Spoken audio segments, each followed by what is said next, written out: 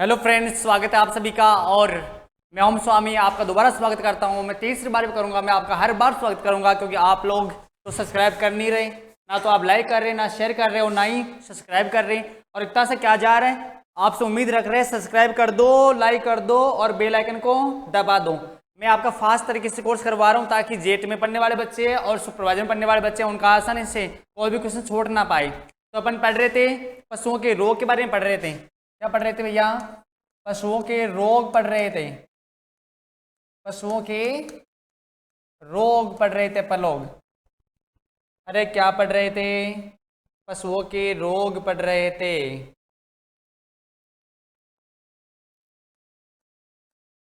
पशुओं के रोग।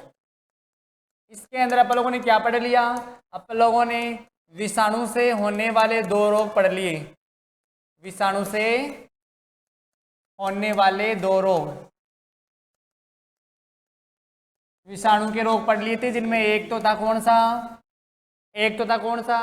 एफएमडी था, और एक कौन सा था? रिंडरपेस्ट था। ये तो दो अपन लोगों ने पढ़ लिए थे। अब चलते हैं अपन लोग जीवाणु से होने वाले रोगों पर।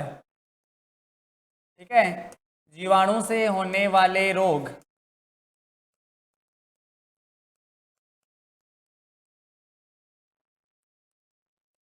जीवाणु से होने वाले रोग, इनमें एक नंबर पे है अपना ये वाला रोग,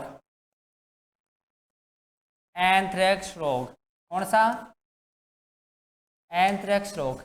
जी हाँ दोस्तों, अब पढ़ने वाले हैं जीवाणु से होने वाला एक महत्वपूर्ण रोग है जिसका नाम है एंथ्रेक्स रोग। कौन सा रोग? एंथ्रेक्स रोग। क्या होता है भाई? पढ़ेंगे पहले इसका उपनाम। एंथ्रेक्स रोग का उपनाम क्या होता है? एंथ्रेक्स रोग को बोलते हैं एप्था। इसका एक तो देख लो ये वाला, जहरी बुखार। क्या बोलते हैं? जहरी बुखार। किसका नाम है? एंथ्रेक्स का जहरी बुखार। दूसरा जहरी बुखार वूल शॉटर डिजीज। क्या बोलते हैं? वूल शॉटर डिजीज।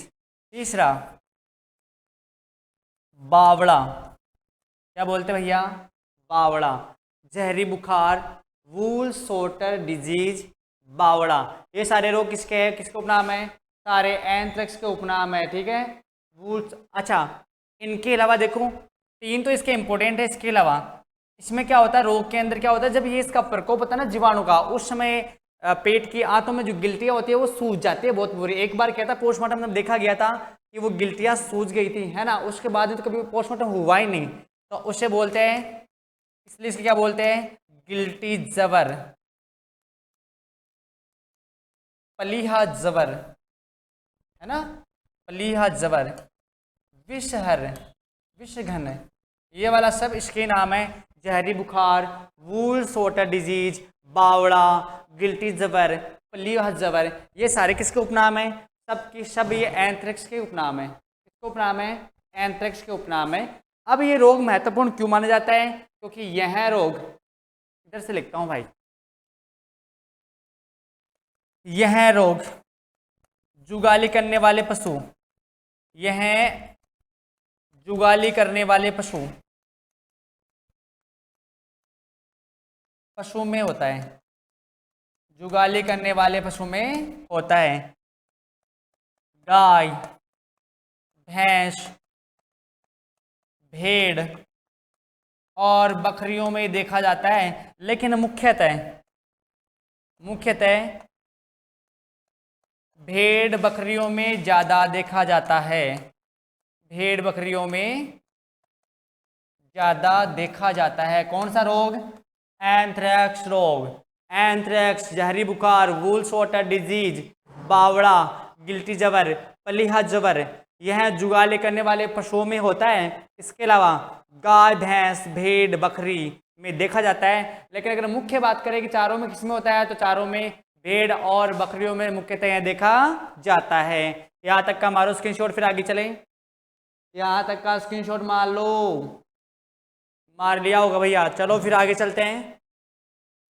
बात करेंगे ईटियोलॉजी की।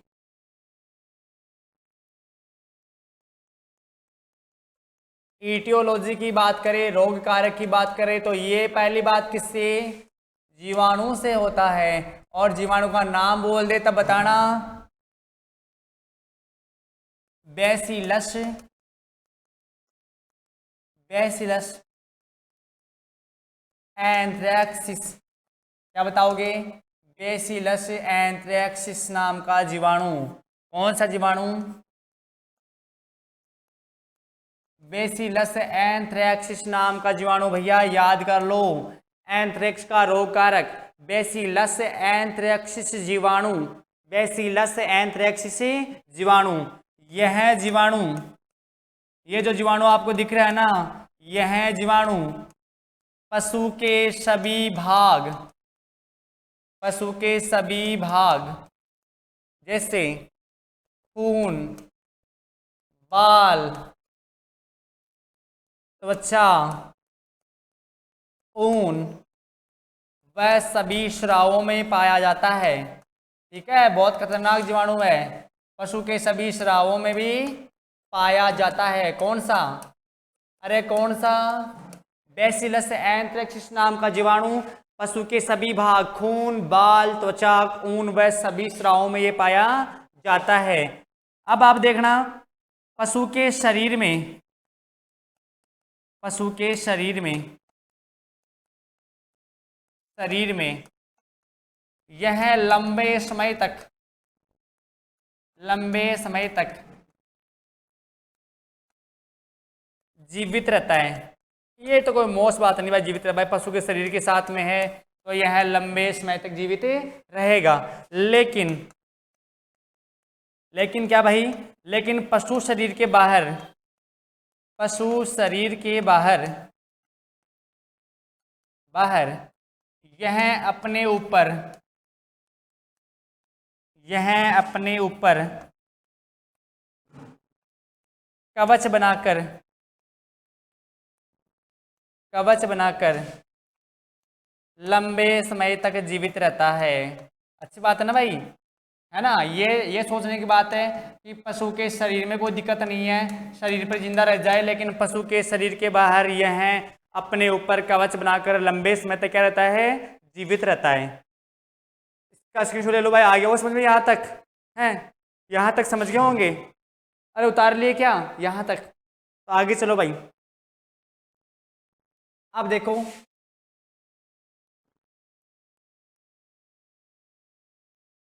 ऊन की फैक्ट्रियों में, ऊन की फैक्ट्रियों में, ऊन की फैक्ट्रियों में काम करने वाले, काम करने वाले लोगों में, लोगों में यह सबसे ज़्यादा, यह सबसे ज़्यादा देखा जाता है। ठीक है, ऊन की फैक्ट्रियों में काम करने वाले लोगों में यह रोग सबसे ज़्यादा देखा जाता है। इसीलिए तो मैंने अभी बताया था इसका उपनाम, इसलिए इसलिए इसे वूल शॉर्टर डिजीज कहा जाता है। भाई ऊन से फैलने वाली बीमारी, ऊन से फैलने वाली बीमारी, ऊन की फैक्ट्रियों में काम करने वाले लोगों में यह सबसे ज़्यादा देखा जाता है। कौन सा रोग, एंथ्रेक्स रोग। इसलिए क्या बोल दिए, वूल शॉर्टर डिजीज इसको कहा जाता है। अब मैंने कहा क्या है कि ऊन की फैक्ट्रियों में काम करने वाले लोगों में बोला है, मैंने क्या बोला है, लोगों में। आप सोचे नहीं हो गया ना कि भैया पशुओं में तो हो जाए, कि पशुओं में तो हो जाए भाई, एक दूसरे पशु में तो लग जाए, लेकिन वो मैंने वहां लोग लिखे हैं ना, आदमियों की बात कर रहा हूं मैं। हाँ जी हाँ, ये वाला मोस्ट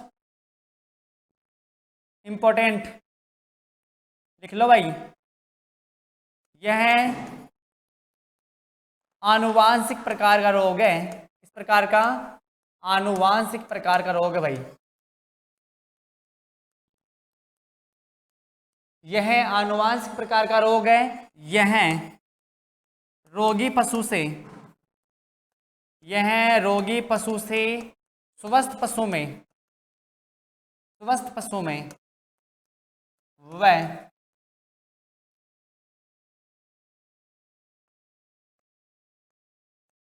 मनुष्य में वह वापस पशु में फैल सकता है। देखो समझना इस बात को, ये समझने वाली बात है। ऐसा रोग, एकमात्र ऐसा रोग जो रोगी पशुओं से है ना स्वस्थ पशु में फैल जाए या मनुष्य के अंदर फैल जाए और मनुष्य से फिर वापस किस में फैल जाए, पशु के अंदर फैल जाए। तो ये जानवरों का रोग जो किस में होता है, मनुष्य में भी होता है और सबसे ज्यादा ये भेड़ों में होता है। और ये वाला मैंने कहा था जीवाणु की बाल में, खाल में, उत्तक में, ऊन में, त्वचा में, सब में ये लगा रहता है, वहां पड़ा रहता है। इसलिए ऊन की फैक्ट्री में काम करने वाले लोगों में है ना ये रोग सबसे ज्यादा देखा जाता है। कौन सा रोग? एंथ्रेक्स रोग। और एकमात्र ऐसा रोग जो रोगी पशु से स्वस्थ पशु में और उससे मनुष्य में और मनुष्य से वापस पशु में फैल सकता है, आनुवांशिक प्रकार का रोग है। और विशेष बात, इस रोग का पोस्टमार्टम नहीं किया जाता। इस रोग का पोस्टमार्टम नहीं किया जाता। बस इस रोग से ग्रसित जो पशु होते हैं ना उनको जमीन में गहराई के अंदर गाड़ दिया जाता है या उसको फिर जला दिया जाता है। मृत पशु होता है ना उसे जमीन में गाड़ देते हैं या उसको जला देते हैं ताकि कोई भी उसके संपर्क के अंदर ना आए, क्योंकि अगर कोई भी इसके संपर्क में आएगा तो ये रोग उनके अंदर भी लग जाएगा। यहाँ तक कोई दिक्कत है क्या? ये इंपॉर्टेंट क्वेश्चन है। यहाँ तो कोई दिक्कत है क्या? मारो स्क्रीनशॉट, फिर आगे चले। स्क्रीनशॉट ले लो फिर आगे चले। लो भाई आगे चलते हैं। अब देखो मई और जून के महीने में, मई और जून के महीने में इस रोग का प्रकोप ज्यादा होता है। कब महीने में, कौन समय भैया बताइए? आपसे पूछे दोस्तों तो बताना कि मई और जून के महीने में इस रोग का प्रकोप ज्यादा होता है। अब इस रोग में क्या होगा, जैसे ही ये जीवाणु पशु के शरीर में प्रवेश करेगा तो प्रवेश करने के बाद में सबसे पहले विष का निर्माण करेगा। किसका निर्माण? विष का निर्माण करेगा। विष का निर्माण करेगा और पशु के क्या चढ़ा देगा? 104 डिग्री फ़ारेनहाइट से 106 डिग्री फ़ारेनहाइट का तेज बुखार चढ़ा देगा। इसलिए इसको जहरी बुखार के नाम से जानते हैं। किसके नाम से? जहरी बुखार के नाम से जानते हैं। फिर दूसरी बात, इतनी तेज बुखार हो जाएगी कि पशु चारा खाना और जुगाली करना बंद कर देता है। जुगाली करना बंद कर देता है। ठीक है, जुगाली करना बंद कर देता है और बावड़ा हो जाता है। पशु क्या हो जाता है भैया? बावड़ा हो जाता है। भैया इसमें बहुत तेज दर्द होता है भाई, बहुत तेज दर्द होता है। पशु बावड़ा सा हो जाता है। मतलब आपको समझाऊं मैं कि पेट में है ना आंतों की जो गिल्टियां होती है ना, वो गिल्टियां सूज जाती है। आंतों की गिल्टियां सूज जाती है। ठीक है, पेट में इसकी गिल्टियां सूज जाती है। खून के साथ अंतःस्राव होते हैं। क्या होता है? खून के साथ अंतःस्राव होते हैं। खून के साथ अंतःस्राव होते हैं। पेट में ऐंठन के साथ, प्रमुख लक्षण है भाई, प्रमुख लक्षण याद कर लो। पेट में ऐंठन के साथ तेज दर्द, प्रमुख लक्षण याद कर लो। पेट में ऐंठन के साथ तेज दर्द होता है। ठीक है, ऐंठन के साथ तेज दर्द होता है। और गर्भित पशुओं में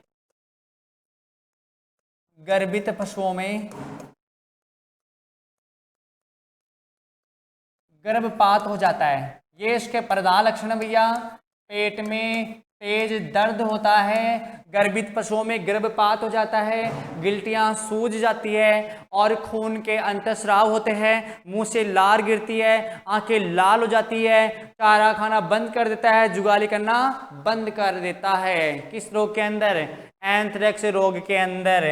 अब करें तो भैया क्या करें? तो आप लोग प्रत्येक वर्ष अपने जानवर को, प्रत्येक वर्ष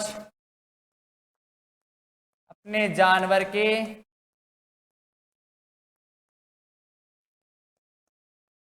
एंटी एंथ्रेक्सिस का टीका लगाए। इसका एंटी एंथ्रेक्सिस का टीका लगाए। इसे याद कर लेना भाई, प्रत्येक वर्ष अपने जानवर के एंटी एंथ्रेक्सिस का टीका लगा ले। यहाँ तक याद हो गया भाई? एंथ्रेक्स के अंदर प्रत्येक वर्ष अपने जानवर के एंटी एंथ्रेक्सिस का टीका लगा दे तो आपका जानवर बच जाएगा, वरना जानवर मारा जाएगा। तो ये आपका एक रोग हो चुका है एंथ्रेक्स का। दूसरा पन्ने वाले है ब्लैक क्वार्टर। कौन सा? ब्लैक क्वार्टर, जिसे हिंदी में कहा जाता है जहरबाद। क्या कहा जाता है? जहरबाद कहा जाता है। पूछ ले आपसे उपनाम, तब क्या बताओगे? लंगड़िया। क्या बताओगे? लंगड़िया, चुरचुरिया, फड़ सूजन, है ना? जहरबाद, लंगड़िया, चुरचुरिया, फड़ सूजन, सारे इसी के नाम हैं। गाय भैंस और भेड़ बकरियों में देखा जाता है। इनमें गाय भैंस, जुगाली करने वाले जानवर गाय भैंस और भेड़ बकरियों में यह रोग देखा जाता है। अब पूछेंगे भाई किससे होता है, तो बताना पड़ेगा कि यह रोग अगर आपसे पूछ ले कि यह रोग होता किससे है, तो बताना सीधा सा कि यह जीवाणु से होता है। किससे होता है?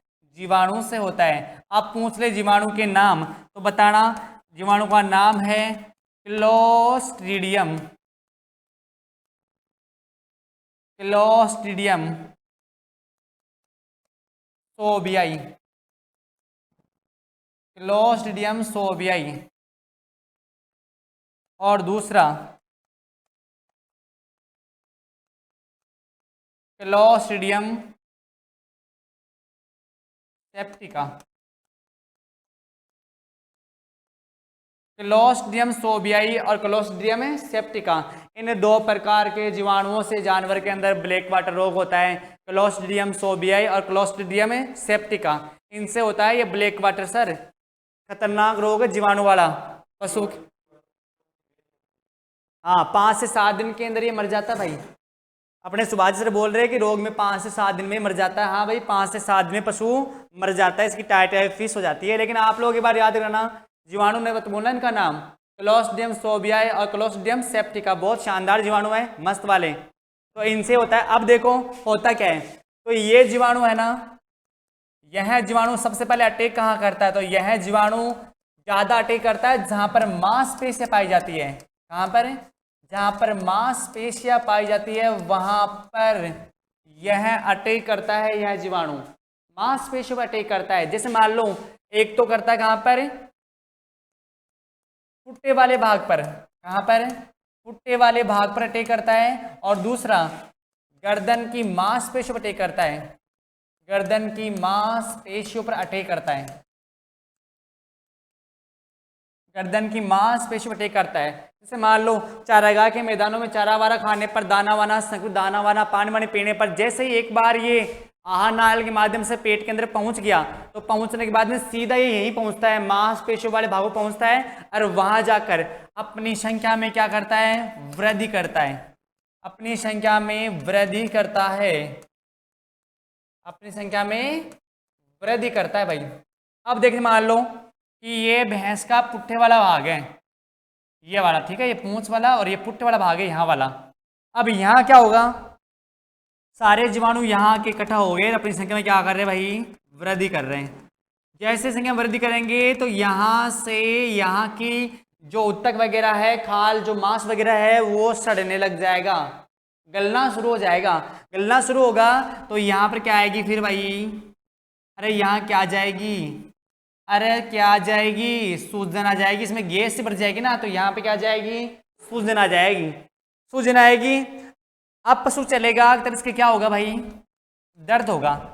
ये सूजन आ चुकी है, पशु चलेगा तब इसके क्या होगा, दर्द होगा। तो ये इसमें पशु लंगड़ा कर चलता है। अब दर्द होगा तो भैया दर्द में कौन चारा वारा खाता है, दर्द में तो आप ही खाना नहीं खाते, तो कौन खाता है, तो यहाँ पर क्या होगा, इसके दर्द होगा। जब आप इसे दबाओगे, जब आप लोग यहाँ इसे हाथ से दबाओगे ना, तो यहाँ पर किसकी आवाज आती है, चुर चुर की आवाज आती है। चुर चुर का मतलब ये होता है, ऐसा लग रहा होता है कि जैसे यहाँ से मांस फटने वाला है, यहाँ से मांस फटने वाला है, तो चुर चुर की आवाज आती है, इसलिए इसे क्या बोलते हैं, चुरचुरिया कहा जाता है। क्या बोलते हैं, चुरचुरिया कहा जाता है। अब क्या करना है, अब आप लोगों को इसका इलाज करना, वो कैसे, सबसे पहले तो आप लेके आओ ब्लेड। सबसे पहले क्या लेके आओ आप लोग, सबसे पहले क्या लेके आओ, ये सूजना आ रखी है यहाँ पर है ना, सबसे पहले ब्लेड लेके आओ और ब्लेड से हल्का सा यहाँ पे चीरा मार दो। ठीक है, ब्लेड से हल्का सा चीरा मार दो। जैसे चीरा मारोगे ना, तो इस वाली जगह से एक विशेष प्रकार का, एक विशेष प्रकार का, एक विशेष प्रकार का सड़ी मछली के समान बदबू वाला, सड़ी मछली या सड़ा दही या सड़ा मक्खन या सड़ा अंडा, कुछ विशेष प्रकार की ऐसी गंध वाला द्रव पदार्थ जो काले रंग का होता है, कैसे रंग का होता है, काले रंग का होता है, वो यहाँ से निकलता है बाहर। ठीक है, वो निकलेगा, समझ गए। विशेष प्रकार का सड़ा मछली के समान, सड़े दही के समान, सड़े मक्खन के समान, सड़े अंडे के समान बदबू वाला काला काला द्रव निकलेगा, इसलिए इसको क्या बोल देते हैं, ब्लैक वाटर। क्या बोलते हैं, ब्लैक वाटर। आसपास से हाथों से दबा दबा के इस पूरे सामान को क्या करना है भाई, बाहर निकालना है। यहाँ मांसपेशियों में अरे मवाद बढ़ जाती है बहुत बुरी वाले ना, तो इसको यहाँ से बाहर निकालना है, और बाहर निकालने के बाद में आप इस घाव को टिंचर आयोडीन से धोओगे, इससे टिंचर आयोडीन से धोओगे, और ये धोने के बाद में मरकरी पर क्लोराइड, क्या भैया, मरकरी पर क्लोराइड का लेप लगाकर क्या बांधेंगे, पट्टी बांधेंगे। मरकरी पर क्लोराइड का लेप लगाकर पट्टी बांधेंगे, और प्रत्येक वर्ष अपने जानवरों में, प्रत्येक वर्ष एंटी BQ का टीका लगाए। अब BQ का मतलब क्या होता है भैया, BQ का मतलब ब्लैक क्वार्टर। तो प्रत्येक वर्ष अपने जानवर को एंटी BQ का टीका लगा दे, ब्लैक क्वार्टर का टीका लगा दे, उसके बाद में कभी भी ये रोग नहीं होगा। मारो स्क्रीनशॉट, फिर आगे चले, स्क्रीनशॉट मार लो फिर आगे चले, स्क्रीनशॉट मार लो फिर आगे चले। तो लंगड़िया हो गया होगा, चलो ये 2 नंबर के रोग हो गए। अब चलेंगे तीसरे के ऊपर, इसका नाम है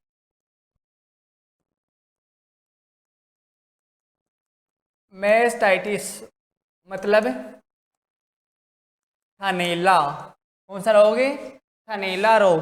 इसके उपनाम देखना, उपनाम एक तो कौन सा, मेस्टाइटिस, दूसरा आयन का शीत, तीसरा आयन शोथ, 4 नंबर गारगोट, 5 नंबर सिल्ली ऑफ अडर, सिल्ली ऑफ अडर। तो पढ़ने वाले 5 नंबर में मेस्टाइटिस थनैला रोग, इसका नाम है मेस्टाइटिस, आयन का शीत, आयन शोथ, गारगोट और चिल्ली ऑफ अडर। ये सारे किसके नाम है, थनैला रोग के नाम है। ठीक है, अब अगली बात, यह है रोग अधिक दूध देने वाली गाय, अधिक दूध देने वाली गायों में होता है। ठीक है, अधिक दूध देने वाली गायों में होता है। यह रोग अधिक दूध देने वाले गायों में होता है। कौन सा रोग? थनैला रोग, मैस्टाइटिस, आयन का शीत, चिल्लियोपडर, स्तन शोथ, गार्गोट, सब इसके नाम है। तो ये अधिक दूध देने वाले गायों में होता है। तो आप समझ जाओ कि देसी गाय में ज़्यादा होगा या विदेशी के अंदर। अब ये तो नॉर्मल सी बात है, ज़्यादा दूध कौन सी देती है? विदेशी देती है। तो इन गायों में यह सबसे ज़्यादा देखा जाता है, यह सबसे ज़्यादा देखा जाता है। अब इसमें क्या होता है? अब इसके पूछेंगे आप लोग रोग कारक, रोग कारक पूछेंगे। तो वो होता है कौन? जीवाणु होता है भैया। क्या होता है? जीवाणु। अरे जल्दी जल्दी उतार लो भैया, एग्जाम पास में ये, जल्दी जल्दी पढ़ लो भाई। जीवाणु मेरे पास में बहुत सारे हैं। जीवाणु का नाम है स्ट्रेप्टोकोकस, स्ट्रेप्टोकोकस एग्लैक्टी। ठीक है, याद रहेगा क्या? स्ट्रेप्टोकोकस एग्लैक्टी, या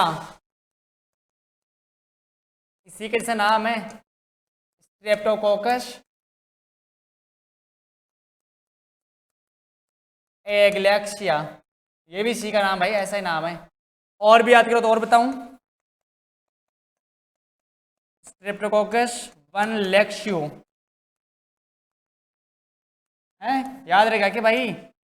ये तो याद करना ही है, स्ट्रेप्टोकोकस एग्लैक्टी, और ये भी याद करना है स्ट्रेप्टोकोकस एग्लैक्सिया। और जरा दिमाग लगाओ तो और याद कर लेना, स्ट्रेप्टोकोकस वन लेक्सियो, स्ट्रेप्टोकोकस वन लेक्सियो। और एक याद करो तो और याद कर लो, एक और बता दूं, ये भी सही है, माइक्रोबैक्टीरियम, माइक्रोबैक्टीरियम